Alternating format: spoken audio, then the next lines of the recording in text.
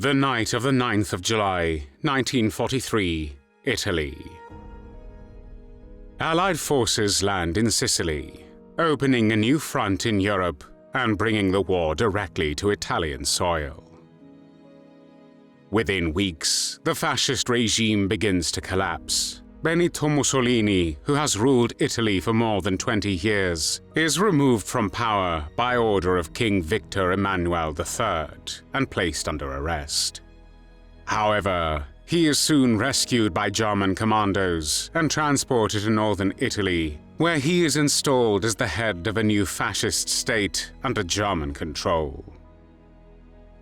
Now, as the war enters its final phase and the last remnant of power is crumbling, Mussolini is once again on the run, trying to escape the fate that is closing in on him.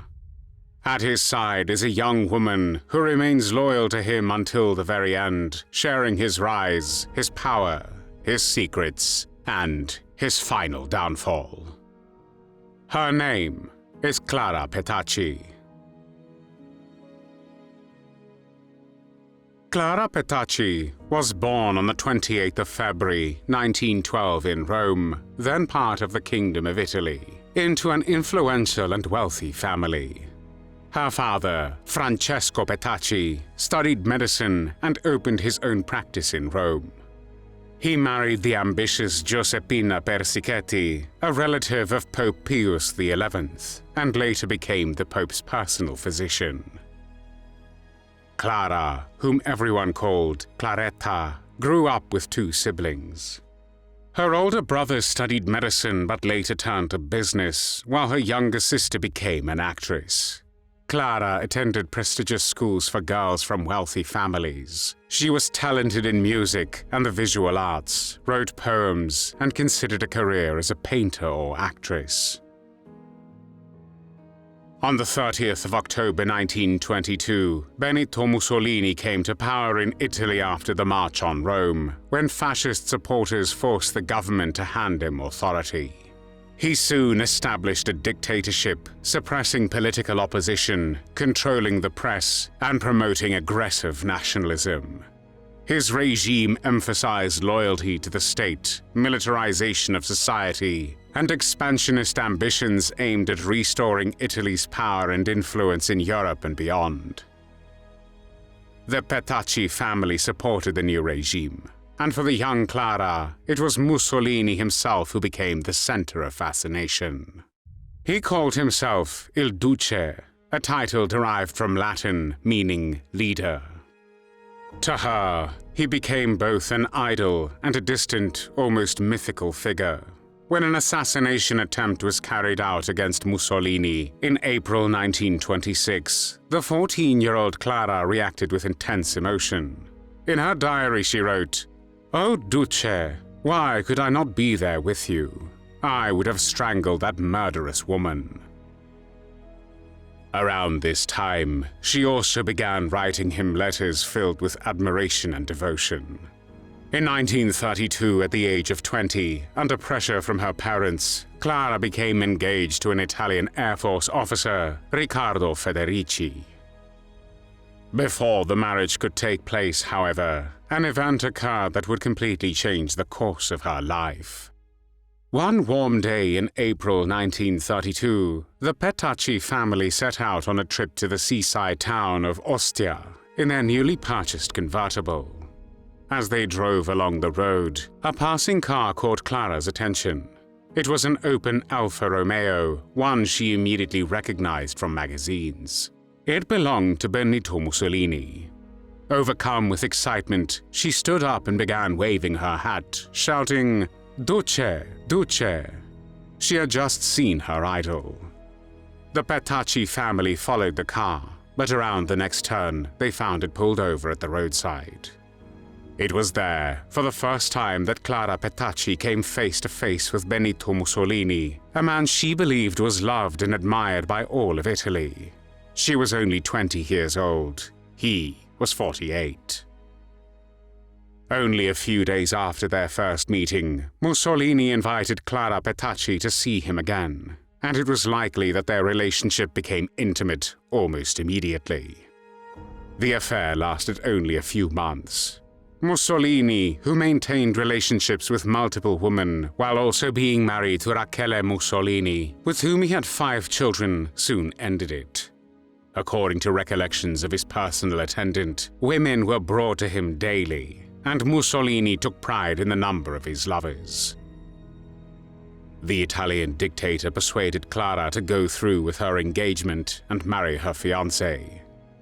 Clara married Riccardo Federici in June 1934, and the newlyweds moved into a service apartment near an airfield north of Rome.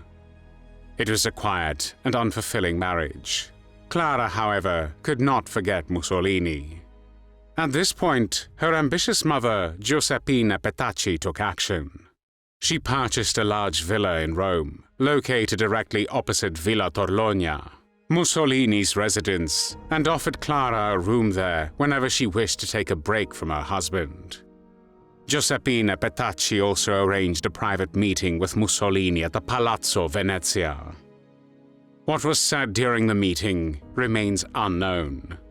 Soon afterward, Clara's husband was abruptly sent to Tokyo as a military attaché.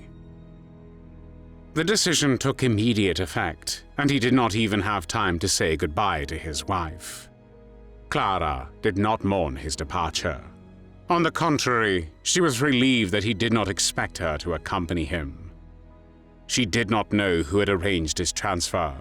In 1936, after 2 years apart, Clara's relationship with Mussolini resumed while her husband was stationed on the other side of the world.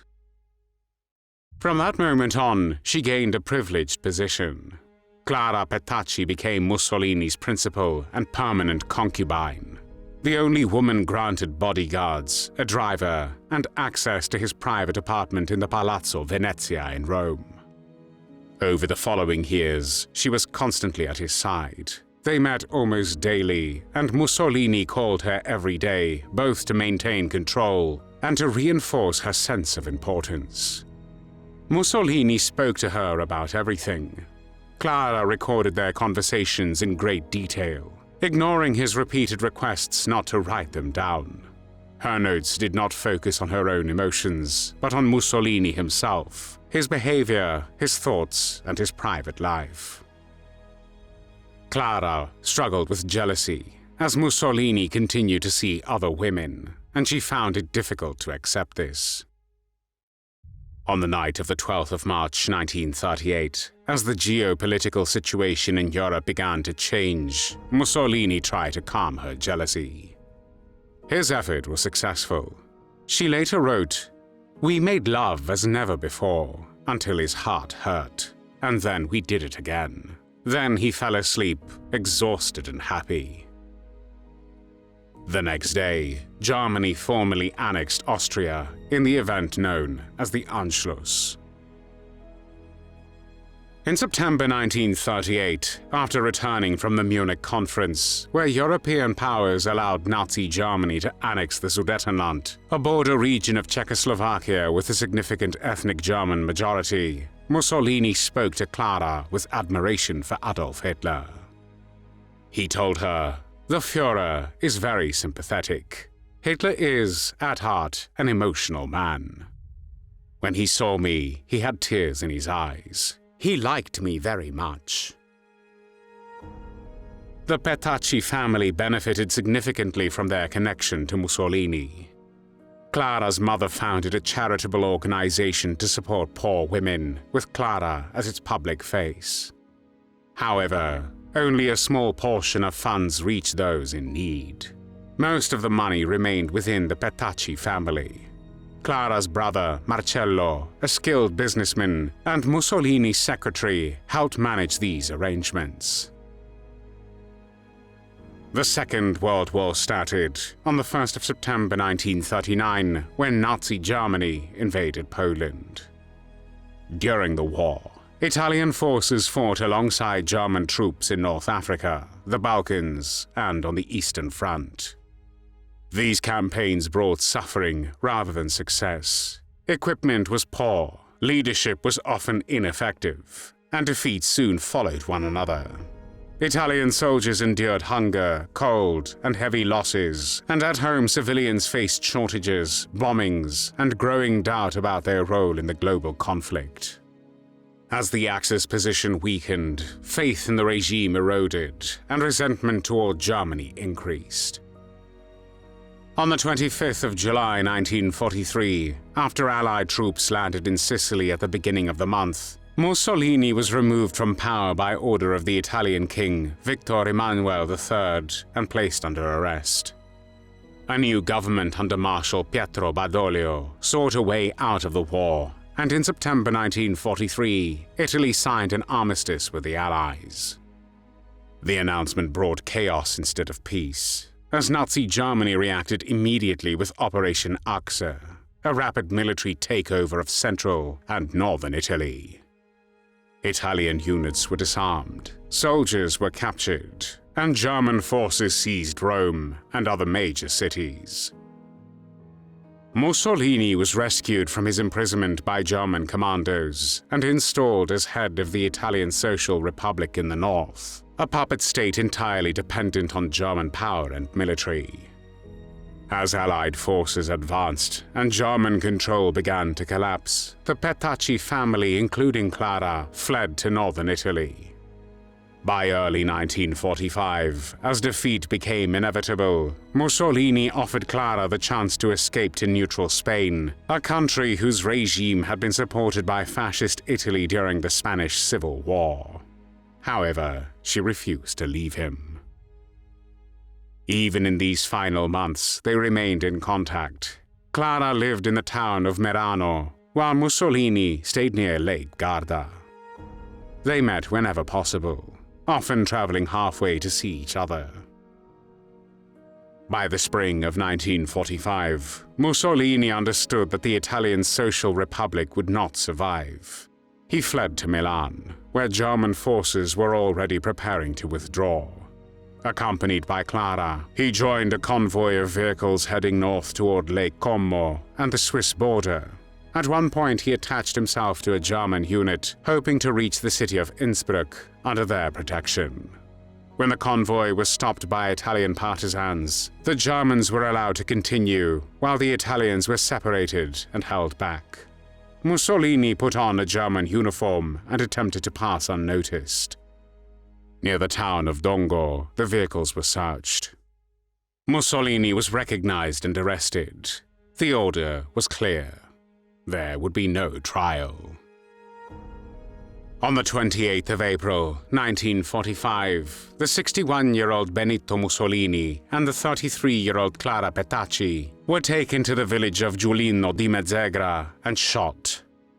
It is believed that Clara's death had not been planned, and that she threw herself in front of Mussolini in a final attempt to protect him. On the following day, the bodies of Mussolini, Petacci, and 17 other fascists, including Clara's brother, Marcello, were dumped on the ground in the old Piazzale Loreto, a square in Milan, to insult and physically abuse. They were then hung upside down by their feet from the canopy of a petrol station and stoned from below by civilians. Thousands of people had gathered in the square that day. When one passerby saw Clara Petacci's body hanging upside down by her feet, he reportedly said, "One thing you can say for her, she did have nice legs." Whether Clara remained with Mussolini out of love, obsession, fear of losing her privileged position, or a combination of all three remains debated. What is certain is that her relationship with the dictator transformed the fortunes of the Petacci family and tied their future completely to the survival of the fascist regime. Clara followed Mussolini with a devotion that bordered on fanaticism, a loyalty that in the end may even have surpassed his own. As Mussolini searched desperately for escape in the final days of the war, Clara chose voluntarily to remain at his side and share his fate. Thanks for watching the World History Channel. Be sure to like and subscribe, and click the bell notification icon so you don't miss our next episodes. We thank you, and we'll see you next time on the channel.